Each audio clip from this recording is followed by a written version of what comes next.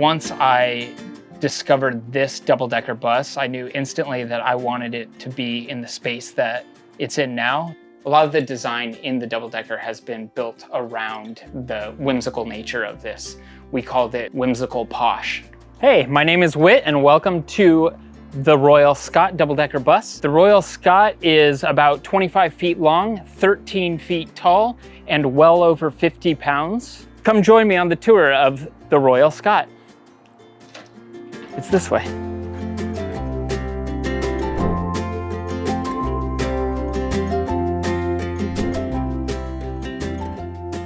All right, welcome to the kitchen. The first thing you'll notice is that I can stand up completely right here in the kitchen and can't so much right here.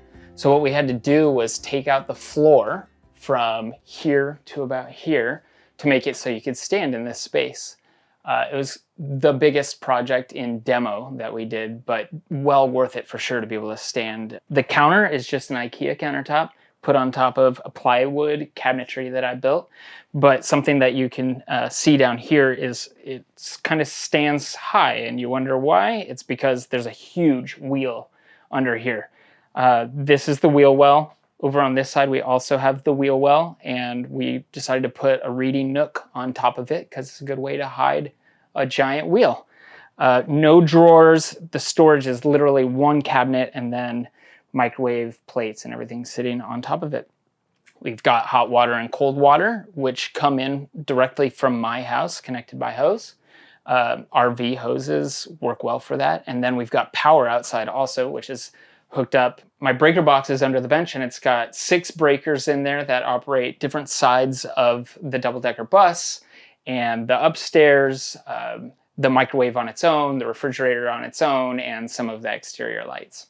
From this angle, you may notice that there are a lot of windows. One of the first problems I had when I got this double-decker bus was there were leaks all over the place. So we had to address the windows as quickly as possible. It means taking down the old caulk and putting in new caulk everywhere you can. And so I actually just finished that process 2 days ago. I started it the day we got it. It took all this time to get around to, but it rains a lot in Portland, so we needed to get to it ASAP. Another thing that it means is that you have a lot of curtains to deal with. So I actually bought my curtains full length from IKEA, folded them into quarters, hemmed them up, and then made these lines. It's just string down or a rope down here, but wire on all the others upstairs and across. You may have noticed the artwork that's in here. It's one of the remaining things that I left in the double-decker when I got it. This actually was painted when it was the grilled cheese grill. It was a very whimsical grilled cheese grill. It had yellow and orange floor and this amazing painting. And so I knew right from the beginning that I would be protecting it. A lot of the design in the double-decker has been built around the whimsical nature of this. We called it whimsical posh because we wanted it to look really clean in here and nice, but we also wanted it to have this like interesting whimsical artwork with it. So you'll find some knickknacks around that are also that fit in with the art.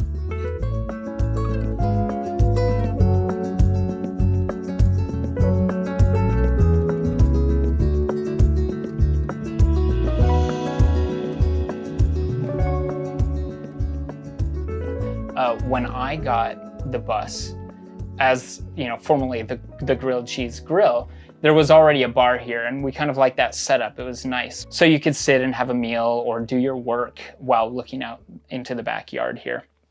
And then over on this side, we wanted a place for people to be able to sit and relax. So we just threw in a couple chairs. The ceiling I was really drawn to when I first got the bus. And it actually looked like this already. The only difference was that this metal, wood and metal up here was yellow. So we cleaned everything off, painted the yellow bits white, and I'm pretty sure this is the original ceiling for down here. You may also notice the floor in here. And while I was building this bus on a budget, I was willing to put a little bit more money into the floor because it really needs to be durable. So this is just from Home Depot. It's a click-in, maybe vinyl flooring. Literally took me a day, maybe even less, to put in here. And I just chose something that I thought would be nice with some of the other woods. I obviously didn't want it to be too gray. I didn't want it to be too red. I wanted it to match the ceiling the best I could. And seems like it turned out pretty nice.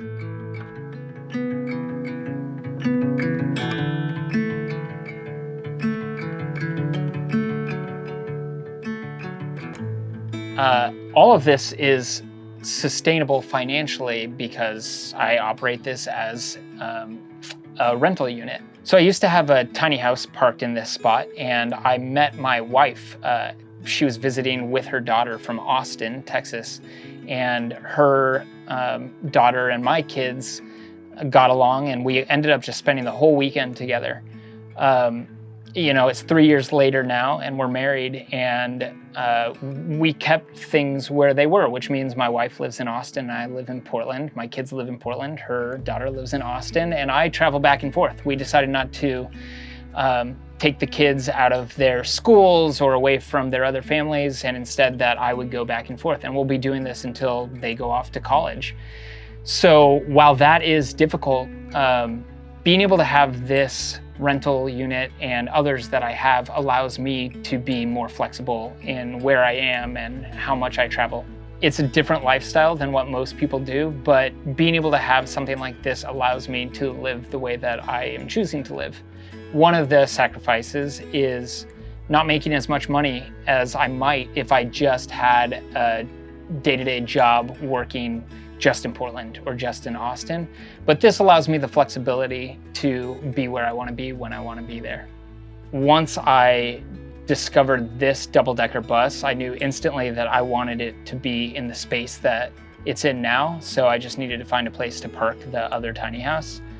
I also knew I didn't want to sell the other tiny house because it's where I met my wife. So ever since then, we knew that we wanted to kind of keep that in the family. But this bus is a new start to the tiny house, sort of living and renting in my backyard.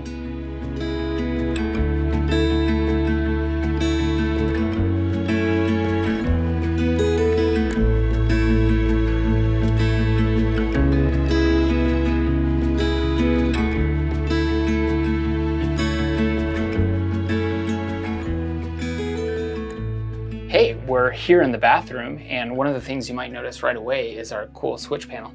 When the double-decker bus moved from the UK to the United States, it was brought over here on a hot air balloon that is connected to the top of this double-decker bus. And all you have to do is flip this button, and it inflates on top of the bus. Just kidding.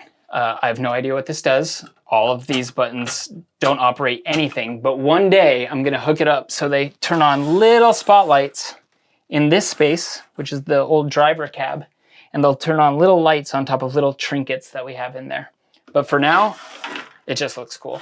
And we've got the world's smallest sink in it. This comes from Amazon. You just need to search world's smallest sink. Behind the sink is a live edge walnut slab that I've had for the last 8 years, and I've been trying to figure out what to do with it. It fit perfectly right here, so we knew that it needed to be in this space. Another thing you might notice is that I can stand up without hitting my head. That's because we took out the floor upstairs and raised the ceiling in here. Right above me is the bed upstairs, and so it fits in nicely upstairs but gives us plenty of space down here. Another thing that you might notice is that we have this storage space up here. This is actually just as the bed goes back, there's storage up here, and we're above the driver's cab over here. So behind this curtain is the driver's cab. Up above is just a little platform. That's where the bed is and all of my storage, but seating in the double-decker bus would have gone all the way to the front of the bus. People could look out the front windows and down right over the street. But that right now is our storage space. The toilet is the Nature's Head. It's just a composting toilet. We put peat moss in it. You spin it around. It'll last for about a month before it needs to be cleaned out. It's got a pee bucket in the front, and every time we have guests, we dump it before the next guests come and clean out the whole toilet. My dad lives down in Los Angeles, and I asked him if he would do a couple things for me. One of the things that he built for me was this awesome sliding door. I really like how it turned out.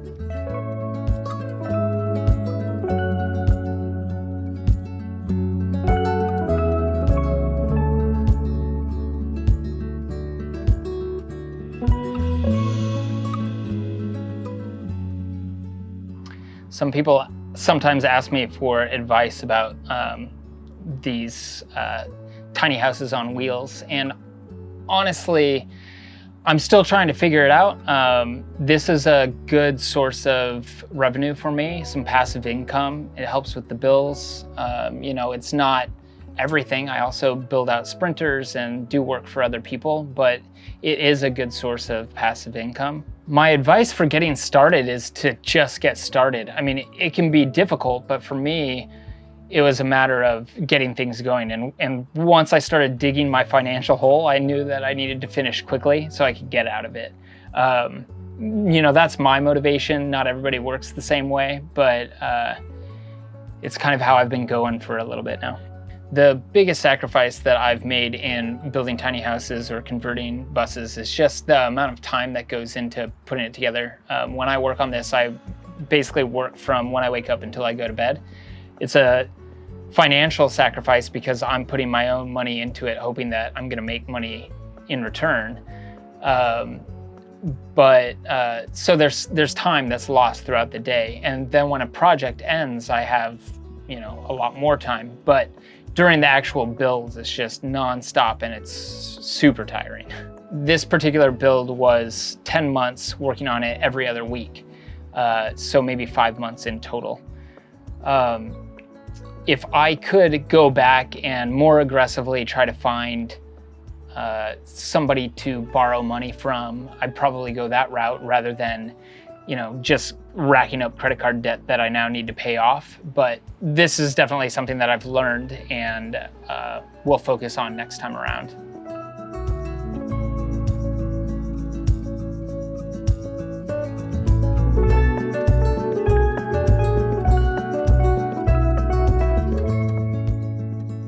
Oh, hey, you just caught me staring.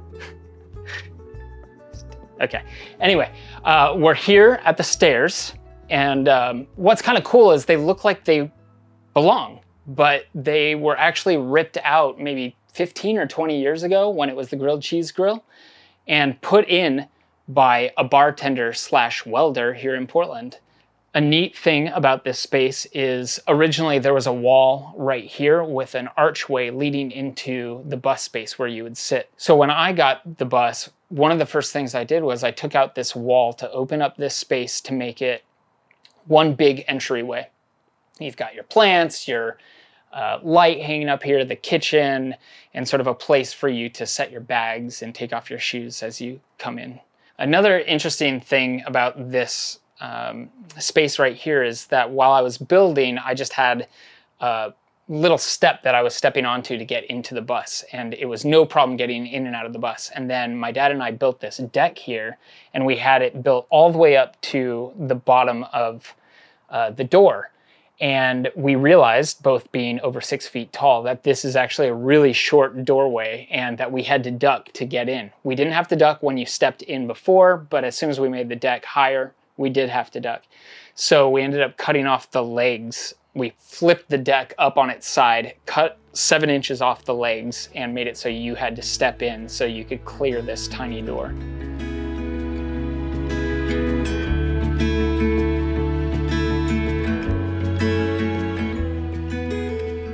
Well, we made it upstairs. I'd like to show you around a little bit. We've got the bed, which obviously stands out the most up here. The bed is built right above the bathroom and over the cab, so over the driver's seat and over the engine. One of the things that you might notice is the ceiling. This is all made out of cedar plank off of a friend's property down in Malala, Oregon, Trout Creek Wilderness Lodge. Go check it out.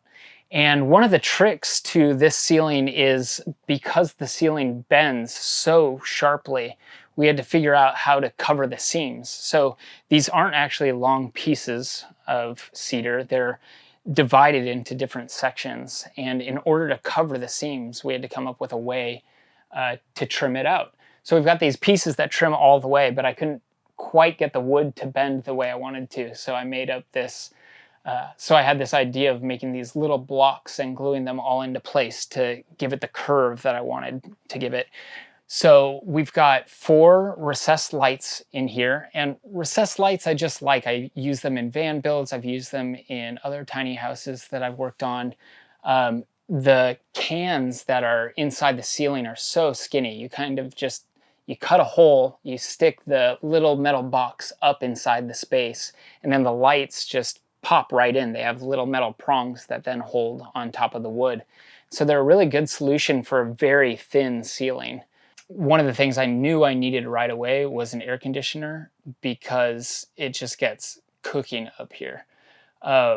It's kind of a funny thing to need in Portland. You don't need an air conditioner too often, but up here you kind of do. You may notice that there's not a lot of storage, and that is because this is an Airbnb. I didn't need to build out a ton of cabinets or anything like that. People come, they stay for a night or two, they have their luggage out on in some of the available space.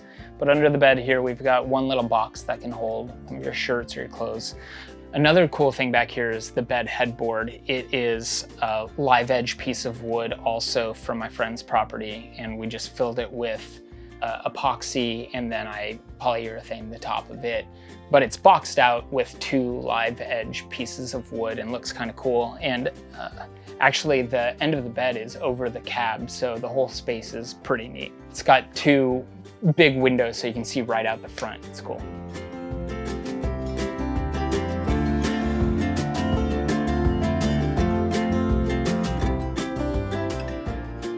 You can stay in the Royal Scott if you go to Airbnb and just look up the Royal Scott in Portland, Oregon. My first tiny house was called The S'more, and so my Instagram account is called S'more Life. Like, hey, let's have less stuff in S'more Life. The actual account is @s'more.life. We've got 2 other tiny houses down in Malala. One of them is called Little Blue, the other one's called The S'more. You can find those on Airbnb. Look up Little Blue or The S'more. I hope you enjoyed the tour of the Royal Scott, and I hope you'll join me in my backyard sometime.